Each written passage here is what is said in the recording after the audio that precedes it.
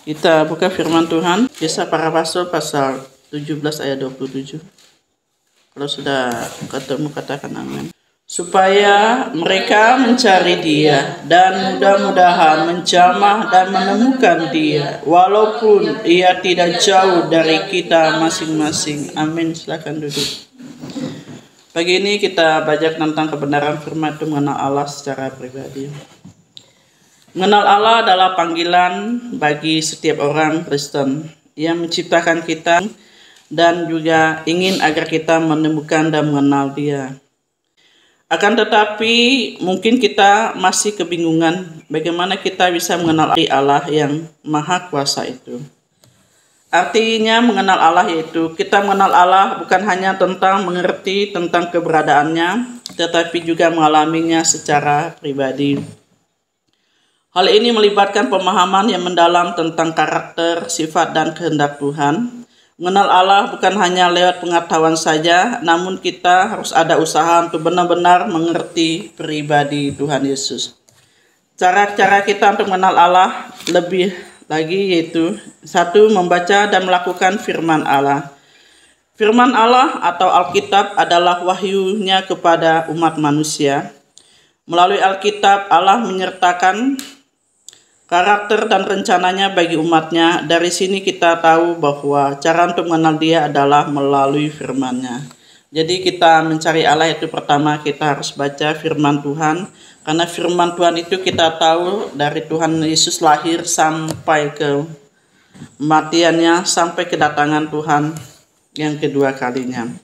Disinilah kita belajar bahwa kita harus lebih dekat lagi kepada Allah. Pada saat ini kita lihat bahwa keadaan zaman sangat-sangat jahat dan kita lihat bahwa kejahatan sudah menguasai dunia ini. Maka Tuhan datang untuk merebutkan yaitu murid-muridnya, anak-anak Tuhan yang takut akan Tuhan.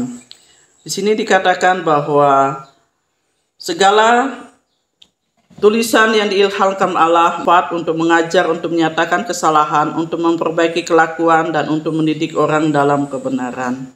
Jadi firman Tuhan itu diilhamkan Allah, ajarkan kita untuk menyatakan kesalahan, untuk juga memperbaiki kelakuan kita, dan juga mendidik kita dalam kebenaran. Dengan demikian, tiap-tiap manusia kepunyaan Allah diperlengkapi untuk setiap perbuatan baik. Dengan membaca, mempelajari, dan merenungkan firman Allah, kita dapat memperdalamkan pengetahuan kita tentang karakter dan kehendak-Nya. Jadi firman Tuhan Alkitab itulah yaitu segala ilham yang segala tulisan ya. Itu Alkitab itu ditulis oleh para hamba-hamba, para nabi pada saat itu, dan Tuhan mengilhamkan dari Roh Kudus berbicara kepada mereka. Bayangkan tentang kedatangan Tuhan itu sewaktu zamannya saya itu 700 tahun sebelumnya. Jadi sudah dinubuatkan. Dan Tuhan menghadapi dengan kedatangan Tuhan Yesus lahir ke dunia ini. Dan juga sampai sekarang kita menantikan kedatangan Tuhan yang kedua kali. Alkitab ini, sekarang kita lihat bahwa banyak manusia-manusia di akhir zaman ini mereka menggantikan dengan nama Yahweh dan sebagainya. Mereka ingin menggantikan Alkitab. Itu cara iblis itu untuk juga mengacau balaukan kita anak-anak Tuhan. Jadi kita anak-anak Tuhan kita pegang yaitu Lembaga Alkitab Indonesia. Itu yang kita pegang dan kita baca dan kita renungkan. Suatu saat firman Tuhan itu akan diambil dan kita akan mencari dan dia tidak ditemukan. Hal itu juga pernah saya dengar dari Saleh katakan bahwa itu Al-Quran Kak katanya itu akan hilang. Tulisannya itu akan hilang. Saya bingung waktu itu dia ceritakan. Bukan hanya orang Kristen tapi orang Islam juga ada ngomong seperti itu. Alkitab, Al-Quran itu akan hilang. Aku bilang, kan banyak Al-Quran di rumah nanti. Enggak Kak, tulisannya itu akan hilang. Itulah nanti akhir zaman. Wah saya bilang luar biasa juga ini. Maksudnya tukang-tukang kita kemarin. Dan hal itu juga akan terjadi suatu saat nanti akan mencari Alkitab itu, firman Tuhan itu ke lembah, ke gunung dan mereka tidak mendapatkan. Karena kebenaran itu sudah akan hilang. Karena iblis itu sudah mengacau balaukan seperti itu.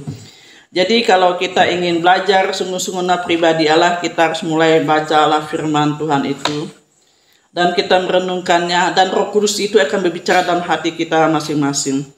Dengan membaca, mempelajari, dan merenungkan firman Allah, kita dapat memperdalamkan pengetahuan kita tentang karakter dan kehendak-Nya. Melalui firman Tuhan inilah kita mengenal Tuhan Yesus itu siapa, Allah itu siapa, dan kita mengenal bahwa tentang penyelamatannya kepada kita umat manusia. Dan yang kedua, kita harus mengembangkan kehidupan doa yang intim. Doa adalah komunikasi langsung dengan Allah. Melalui doa kita dapat berbicara dengannya, menyampaikan perasaan, kebutuhan, dan kerinduan kita. Doa juga merupakan waktu untuk mendengarkan suara Tuhan dan mencari kehendak-Nya. Kita minta Ibu Gembala baca Yohanes pasal 10 ayat 27. Kitab Yohanes pasal 10 ayat 27, demikianlah firman Tuhan. Domba-dombaku mendengarkan suaraku, dan aku mengenal mereka, dan mereka mengikut aku. Amin. Domba-dombaku mendengarkan suaraku, dan aku mengenal mereka, dan mereka mengikuti aku. Di sini kita belajar bahwa domba-domba itu adalah kita, dan Tuhan Yesus mendengar suara kita, Dia kenal suara kita. Dan Tuhan juga mengenal kita, dan juga kita akan mengikuti Tuhan. Di sini kita lihat bahwa dengan kehidupan ini kita harus belajar, kita harus lebih lagi sungguh-sungguh untuk kita berdoa. Karena melalui doa kita ini kita bicara dengan Tuhan, kita menyampaikan isi hati kita menyampaikan apa yang kita butuhkan. Kita menyampaikan kalau kita sakit kita minta kesembuhan. Hanya satu kita minta kepada Tuhan Allah. Kita minta kepada Tuhan Yesus. Karena Tuhan Yesus adalah Raja di atas Raja, David yang agung, Dia akan menyembuhkan kita. Dan Dia akan memberikan damai sejahtera dan sukacita kepada kita. Dia akan juga memberikan kebutuhan kita, mencukupkan segala kebutuhan kita. Dengan satu, yaitu kita berdoa minta kepada Tuhan Yesus. Karena mengapa? Karena kita lihat kalau di dunia ini aja anak kepada orang tuanya dia minta gitu. Kalau dia minta terus menerus pasti juga umpama minta mainan atau minta apa, minta kebutuhan, dan orang tua pun dia nggak punya uang dia akan kasih. Apalagi Bapa kita di surga. Manusia yang ada di dunia ini dia juga masih akan memberikan apa yang kita minta kepada orang tua kita, kepada Bapa. Pada saat ini kita belajarlah, kita lebih lagi untuk mengembangkan kehidupan kita, doa kita yang lebih intim. Karena dengan kehidupan kita, doa yang intim kepada Tuhan Yesus, kita dapat mengenal suara Tuhan yang lembut dan petunjuk yang Tuhan berikan kepada kita. Kita lihat bahwa mungkin mau lekas sesuatu hal kita hanya harus berdoa. Kita mau ke kebun sawit saja kita harus berdoa supaya cuaca tidak hujan. Kemanapun kita harus berdoa. Karena mengapa? Supaya Tuhan akan menjaga kita, malaikat Tuhan akan menjaga kita dimanapun kita berada.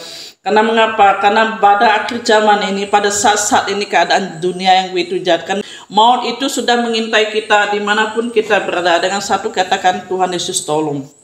Ada satu kesaksian bahwa seorang anak itu dia setiap hari dia cuma bisa doa makan. Dan suatu saat itu anak itu waktu itu ada harimau sudah ngintip dia, mau menerkam dia.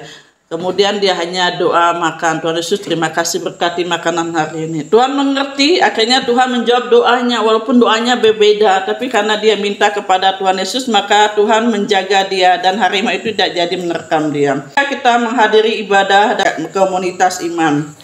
Mengenal Allah juga melibatkan bergaul dengan sesama orang percaya. Melalui persekutuan gereja, kita mendapatkan dukungan, pengajaran, dan bimbingan Roh Kudus.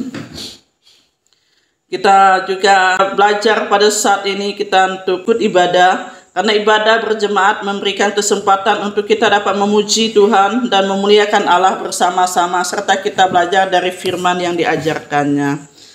Dan dikatakan Ibrani pasal 24-25 dikatakan bahwa dan marilah kita saling memperhatikan supaya kita saling mendorong dalam kasih dan dalam pekerjaan baik. Janganlah kita menjauhkan diri dari pertemuan-pertemuan ibadah kita seperti yang dibiasakan oleh beberapa orang. Tetapi marilah kita saling menasihati dan semakin giat melakukan menjelang hari Tuhan yang mendekat. Melalui komunitas iman kita dapat saling membantu dan kita bertumbuh dalam pengenalan akan Allah. Mengenal Allah tidak bisa secara instan. Sekali lagi, ada usaha yang harus kita lakukan secara konsisten.